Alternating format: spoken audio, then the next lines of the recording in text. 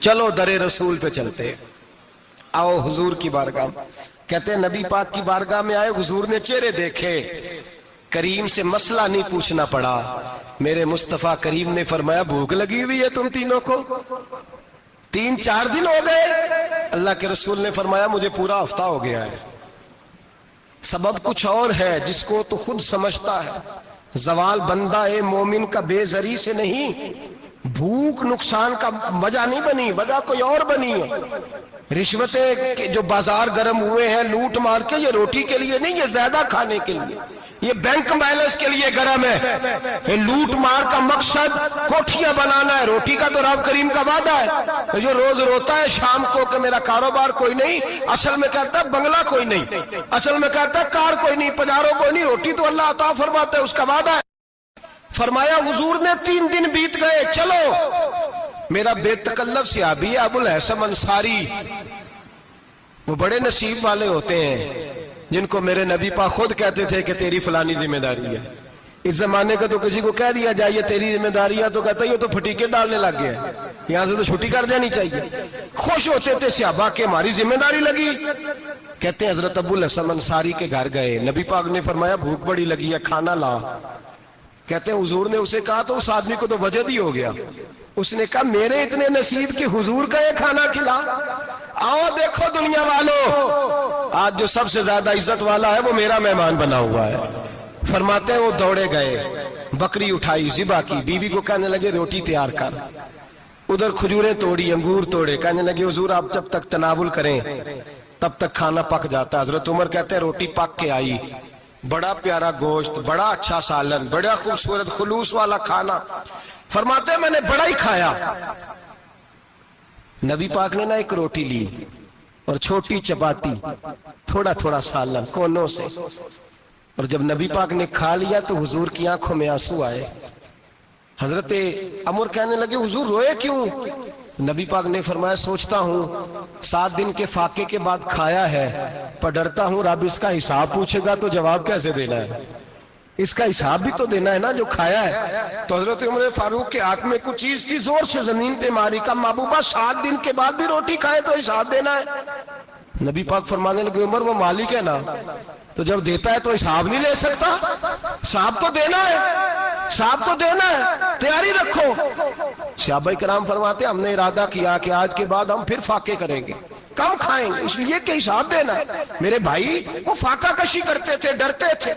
وہاں تو لوگ کھا کے بیمار ہیں، کھاتے جا رہے ہیں، سوتے جا رہے ہیں، کھاتے جا رہے ہیں، سوتے جا رہے ہیں۔ یہ بھی وقت آئے گا رمضان شریف کا، سویرے درس پہ آؤ کہتے نیند بڑی آتی ہے، سویرے 2 سپارے پڑھ کے سویا کرو کہتے صاحب نیند بڑی آتی ہے، فجر کے بعد ہی تو وقت ہوتا ہے اللہ اللہ کرنے کا، سحری کا، کھاتے جا رہے ہیں، سوتے۔ لوگ جماعت سے نماز نہیں پڑھتے سو جاتے، جماعت کا ثواب چھوڑ کے سو جائیں گے۔ بھائی رمضان مبارک میں فاقہ کشی کی ٹریننگ ہوتی ہے، فاقہ کشی کی تربیت لے، رمضان میں روکے اپنے آپ کو، تربیت ہوگی۔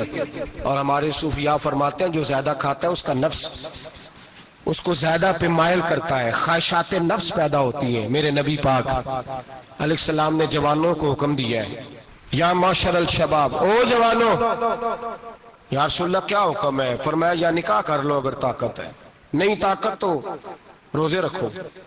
حضور روزے سے کیا ہوگا؟ فرمایا تمہارا نفس کچلا جائے گا، شیطان وسوسہ اندوزی نہیں کرے گا۔ آج نوجوان بڑھ بڑھ کے کھاتا ہے، بہت زیادہ کھاتا ہے، کبھی اس ہوٹل سے کھاتا ہے، کبھی اس ہوٹل سے کھاتا ہے۔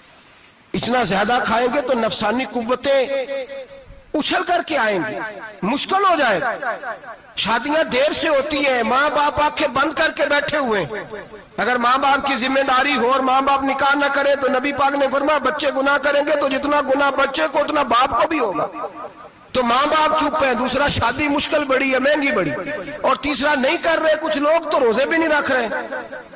تو رمضان ان کے لیے بھی وقت ہے، نفسانی قوتیں کچلی جائیں گی، کھانا جتنا کم کھایا جائے گا اتنا وجود کے اندر نفسانی خواہشات کم پیدا ہوں گی۔ تو رمضان تو پریکٹس ہے مجاہدے کی، دین کی۔ اور دوسرا میرے حبیب پاک صلی اللہ علیہ وسلم نے فرمایا ہے، حضور فرماتے ہیں کہ رمضان اور قرآن کا آپس میں رشتہ ہے۔ قرآن پاک کتنا پڑھنا چاہیے روزانہ؟ زیادہ سے اللہ جزا دے، امید ہے آپ زیادہ سے زیادہ ہی پڑھتے ہوں گے۔ भाई सुने, हदीस मुबारका में नबी पाक ने फरमाया रमजान और कुरान दोनों मिल के ना, बड़ी प्यारी हदीस है, फरमाया दोनों मिल के अल्लाह की बारगाह में मेरी उम्मत की सिफारिश करेंगे। रमजान और अल्लाहु अकबर। किस तरह? नबी पाक फरमाते हैं रमजान कहेगा ए अल्लाह दिन के वक्त मैंने इसे तेरी रजा के लिए खाने पीने से बाज रखा, और कुरान कहेगा या अल्लाह रात को तेरी रजा के लिए खड़ा होकर ये कुरान सुनता था। रमजान और कुरान दोनों सिफारिश करेंगे। हम ना बड़ा कुछ पढ़ते हैं, सुनते हैं, सीखते हैं। अब यकीन करें, ये खाते भाई का भाई से इख्तलाफ हो जाए ना तो वो 30 साल पुराने खाते खोल के ले आता है, सारी रात ढूंढता है कि मेरे पैसे कहां से निकलते हैं, पढ़ लेता है। कुरान पाक की बारी आती है तो नहीं पढ़ते कुरान पाक। अब्बा जी का खत्म होता है तो मांगते फिरते हैं, कहते 2 कुरान पाक 10 कुरान पाक। ये बातें बतानी नहीं चाहिए, करनी नहीं चाहिए, लेकिन चूंकि तरबियत के लिए बैठा हूं तो कर देता हूं।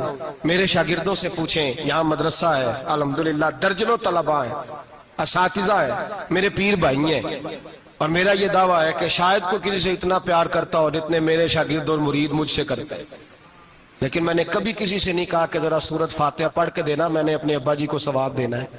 पूछ लें किसी से नहीं कभी कहा, कभी नहीं मैंने कहा कि जरा मुझे थोड़ा सा कुरान पढ़ दें। मैं इसको नाजायज नहीं कहता, पढ़वाना चाहिए, लेकिन मैं अपने वालिदैन के लिए कभी सवाल नहीं करता कि मुझे जरा पढ़ के दो, मैंने बख्शना है, इसलिए कि मैंने जाती तौर पे रूटीन बनाई है। मैं समझता हूं कि कायनात के अंदर मेरे ऊपर जिन लोगों ने एहसान किए उनमें सबसे ज्यादा हिस्सा मेरे माँ बाप का है। मैं समझता हूं इस बात। कितना नालायक हूं मैं कि मैं 1 महीने में एक कुरान पाक भी पढ़ के उनकी रूह को एहसास नहीं कर सकता। मेरा ये तरीका है जाती, मैं कदगन नहीं लगाता, मेरा जाती तरीका ये, अलहम्द से शुरू करो और 2 सूरतें छोड़ के कुरान पाक खत्म कर दो आखिरी, और फिर फलक और नास सूरतें साथ ले जाओ। यहां बैठ के साले सवाब नहीं करना, खत्म नहीं दिलाना, साथ ले जाओ, कब्र पे खड़े हो जाओ और फलक और नास सूरतें कब्र पे बैठ के तिलावत करो। और जो कुरान मजीद पढ़ा है उनकी रूह को वहां एहसास करो। ओ भाई, औलाद जब माँ बाप के लिए पढ़ती है तो उसे कहना नहीं पड़ता अल्लाह बख्श दे, इसलिए कि औलाद की नेकियां खुद ब खुद माँ बाप के खाते में जमा होती हैं, खुद नेकियां जमा होती हैं। मेरे भाई, तू बच्चों से ये तो मुतालबा करता है कि बेटा इस साल रमजान मुबारक में मेरे लिए सत्तू जरूर बनाना, फलानी चटनी जरूर तैयार करना, ये क्यों नहीं कहता बीवी से कि डिशें कम बनाना? तू भी बैठ के कुरान पाक पढ़, मैं भी कुरान पाक पढ़ता हूँ। इधर आओ बेटा, यहाँ बैठ के तिलावत करो, मैं भी करता हूँ। बेटी इधर आओ, बैठ के कुरान पाक पढ़ो। कितना वक्त लगता है? हाफिज और कारी और उलमा अगर पढ़े तो 20-25 मिनट लगते हैं कुरान पाक का सिपारा पढ़ने, और अटक अटक के पढ़ने वाला भी पढ़े तो 1 घंटा लग जाएगा। और मेरे नबी पाक सल्लल्लाहु अलैहि वसल्लम ने फरमाया जो कुरान पढ़ते हुए अटकता है अल्लाह उसे डबल सवाब अता फरमाता है। फरमाया जो जुबानी पढ़े सिंगल सवाब, जो देख के पढ़े उसे डबल सवाब। हुजूर क्यों? फरमाया इसलिए कि मेरा कुरान देखने पे भी अल्लाह सवाब अता फरमाता है, कुरान देखने पे भी अल्लाह सवाब देता है, देखने का भी सवाब।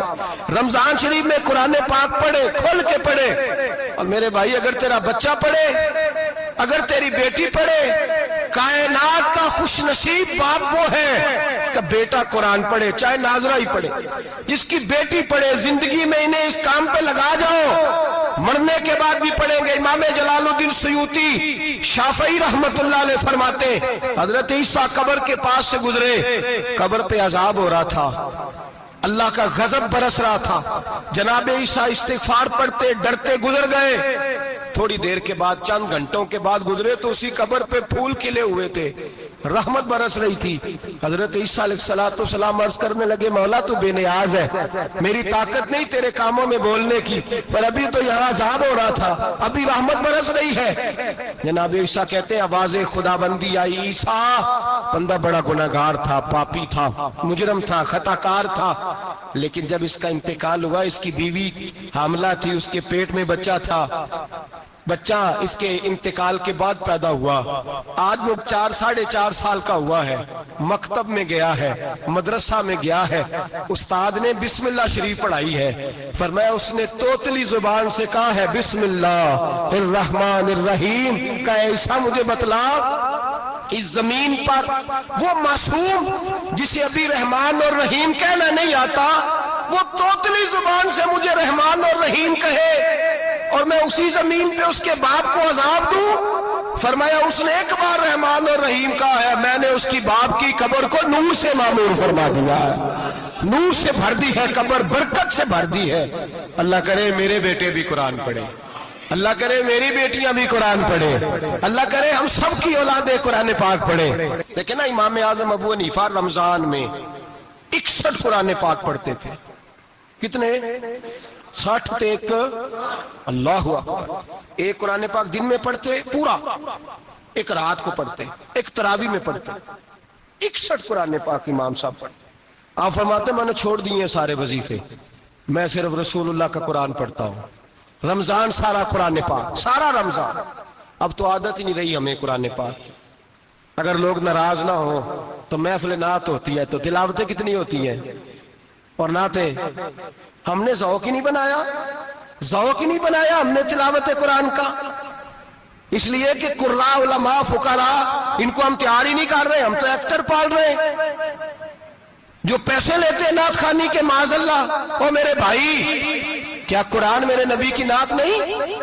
حضرت عائشہ صدیقہ رضی اللہ تعالیٰ عنہ کے پاس صحابہ گئے، کہنے لگے اماں جی ہمیں نبی پاک کا اخلاق بتلائیں، تو اماں جی کہنے لگی جاؤ جا کے قرآن پاک پڑھو، قال خلقہ القرآن، سارا قرآن میرے نبی کے اخلاق کا انعام ہے۔ یہ ساری نعت ہے، یہ ساری نعت ہے۔ اس نعت کو سننے لوگ کیوں نہیں آتے؟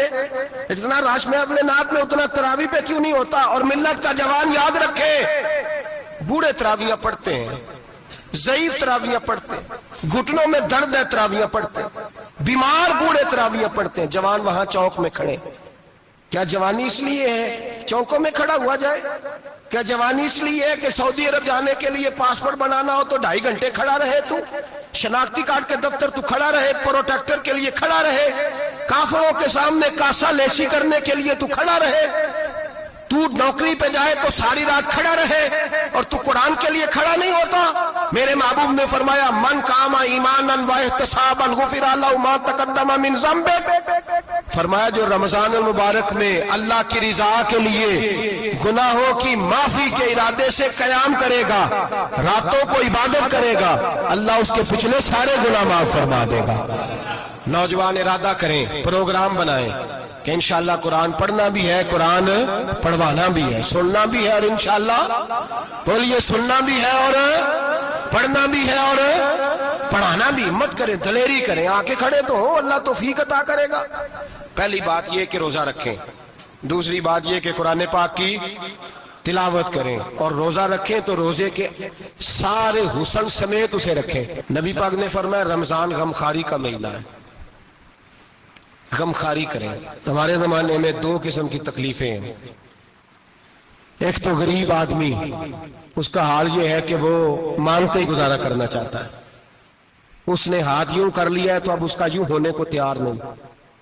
ضرورت اگر کسی آدمی کو کسی دروازے پہ لے جاتی ہے تو برا نہیں، لیکن سوال کا اپنے اوپر دروازہ کھول لینا یہ ٹھیک نہیں۔ فاقہ کشی پیدا کریں، حوصلہ پیدا کریں، تھوڑے پہ گزارا کرنا سیکھیں۔ غریبوں کو بھی اجازت نہیں کہ وہ نکل کھڑے ہوں میدان میں مانگنے کے لیے، ٹولیاں نکلتی ہیں رمضان میں، جتھے نکلتے ہیں خیرات کٹھی کرنے والے۔ بچیں، میرے نبی پاک صلی اللہ علیہ وسلم نے فرمایا جس نے بغیر ضرورت کے سوال کیا، جب قیامت کے دن آئے گا تو اس کے چہرے کے اوپر گوشت نہیں ہوگا، صرف ڈھانچہ ہی ہوگا۔ اتنی بھیانک صورت میں آئے، بغیر اشد ضرورت کے سوال نہ کر، کبھی سوال نہ کر۔ اور امیروں سے گزارش ہے کہ رمضان ہمدردی کا مہینہ ہے، ہمدردی کریں تو سامنے والے کی عزت کا بھی خیال کریں۔ یہ بات درست ہے کہ غریب سیاڑا نہیں ہوتا، اس لیے کہ جس کی جیب میں پیسے نہیں ہوتے بھائی اسے عقل بھی نہیں ہوتی، جس کے گھر کار نہیں ہوتی اسے چلانے کا طریقہ، جس کے گھر اوون نہیں ہوتا اسے چلانے کا طریقہ بھی نہیں آتا، جس کے گھر میں چیزیں ہوتی ہیں اسے چلانا بھی آ جاتا ہے، جدے کر دانے اودے کملے بھی اس کے سیانے ہو جاتے ہیں۔ تو چودھری صاحب، سیٹھ صاحب، نواب صاحب آٹا تقسیم کرتے ہیں، کھڑے ہو کے فوٹو کھچاتے ہیں، فیس بک پہ دیتے ہیں، اور ایک آٹے کا تھیلا اور 10 اخباروں میں فوٹو۔ اللہ سے ڈریں، رمضان ہمدردی کا مہینہ، ہمدردی کا۔ غریب کو دیں تو اس کی عزت کو رسوا نہ کریں، میرے نبی پاک علیہ السلام کے صحابی حضرت عبداللہ ابن عمر رضی اللہ تعالیٰ عنہ ڈھونڈ کے لاتے تھے مسکینوں کو، ڈھونڈ کے، اور جب لاتے تھے تو اپنے دسترخوان پر بٹھا کر اپنے ساتھ افطاری کرایا کرتے تھے۔ اور پھر فرمایا اللہ تعالیٰ نے لن تنالوا البر حتی تنفقوا مما تحبون، اللہ کے راستے میں وہ چیز دینی ہے جو تمہیں زیادہ پیاری ہو۔ کون سی چیز جو تمہیں؟ میں تھوڑا سا بے باک ہوں، بعض دوستوں کے ساتھ، سب کے ساتھ نہیں۔ ایک دوست مدرسے میں گھی دینے آئے ایک دفعہ، تو وہ والا گھی دے گئے جو سب سے سستا تھا۔ تو میں نے کہا مجھے دیانتداری سے بچائے، آپ یہی کھاتے ہیں گھر میں؟ کہنے لگے نہیں۔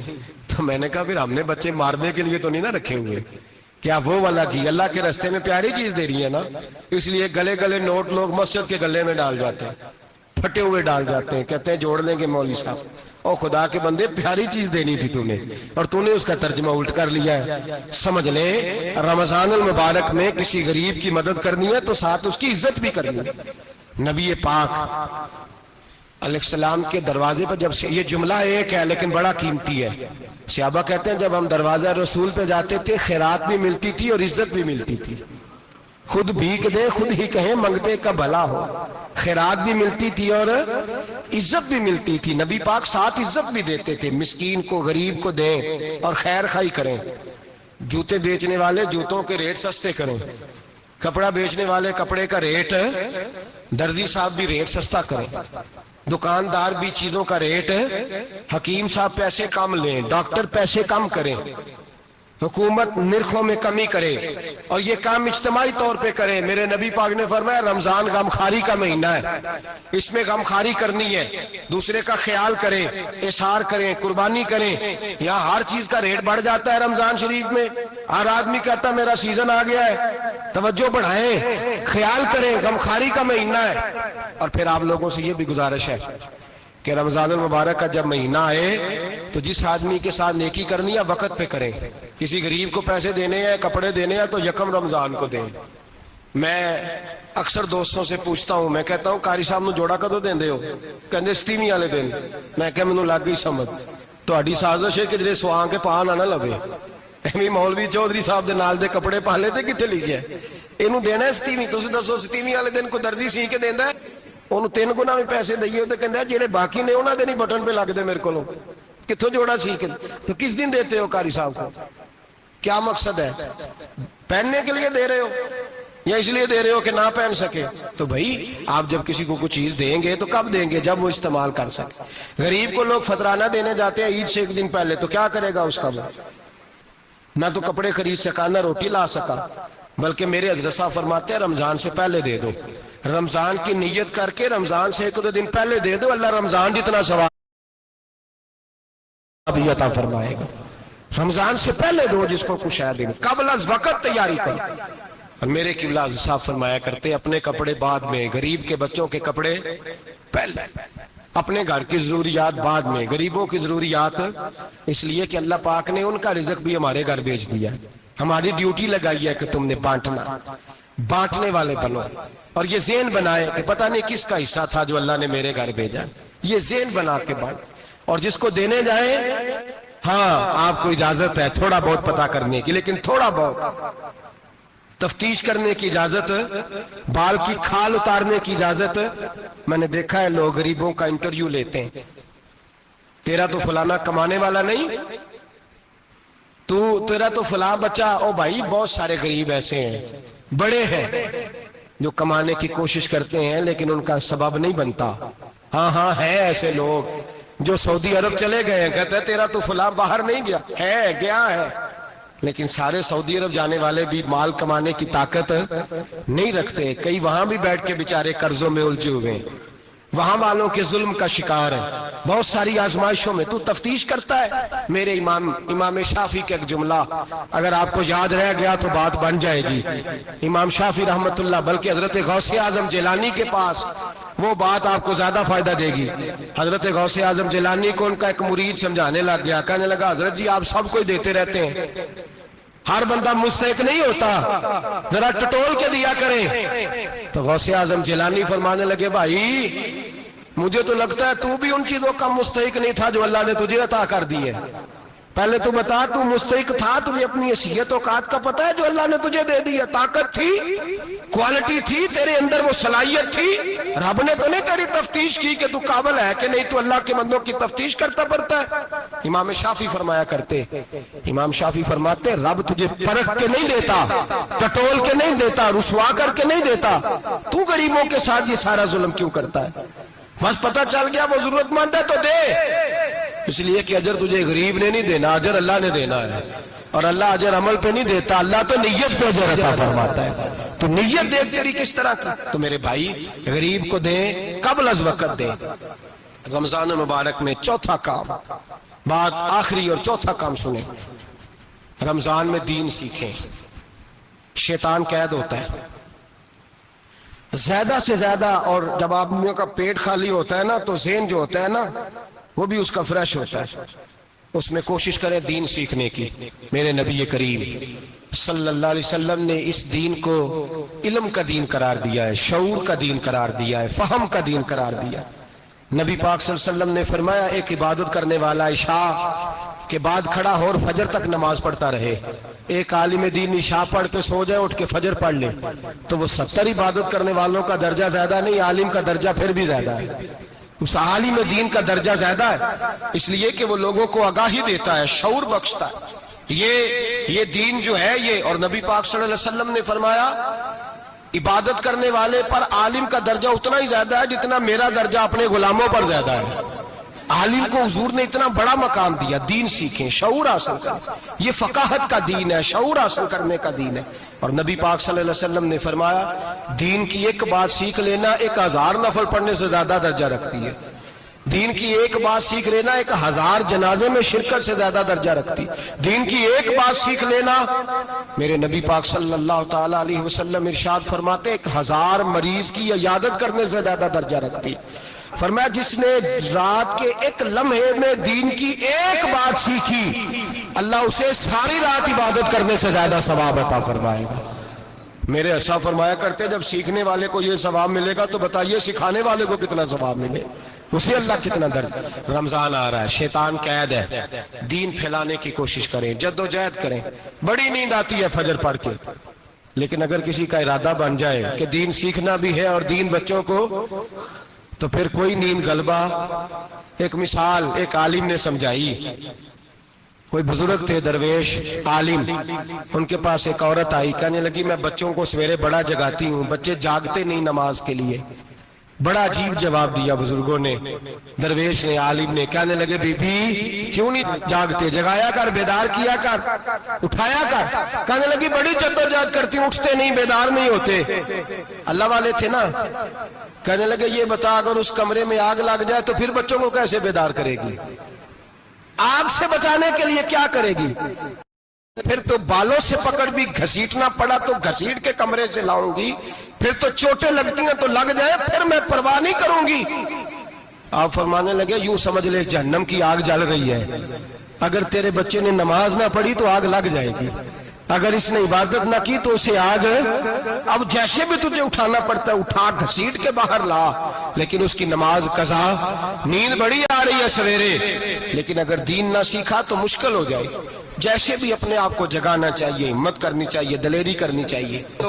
ہمیشہ مدحت خیر الانام میں گزرے، دعا ہے یہ عمر درود و سلام میں گزرے۔ آخر دعویٰ